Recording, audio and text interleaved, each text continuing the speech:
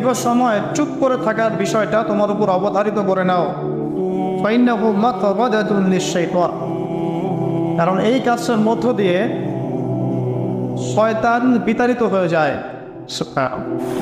ওয়া আউনুন লাকা আলা আমরি দীনিক, দীর্ঘ সময় চুপ থাকলে তোমার দিনের প্রতিটা কাজ করার ব্যাপারে আল্লাহ তোমাকে সাহায্য করবেন, বা দীর্ঘ নীরবতার ব্যাপারটা দিনের প্রতিটা কাজ করার ক্ষেত্রে তোমাকে সহযোগিতা করবে। আমি বললাম জিদনি ইয়া রাসূলুল্লাহ, ইয়া রাসূল সাল্লাল্লাহু আলাইহি ওয়াসাল্লাম, আমাকে আরো বাড়িয়ে দিন, আরো কিছু বলুন, আরো কিছু ওসিয়ত করুন। ক্বালা, তিনি বললেন ইয়াকা ওয়া কাসরাতাদ দাহিক,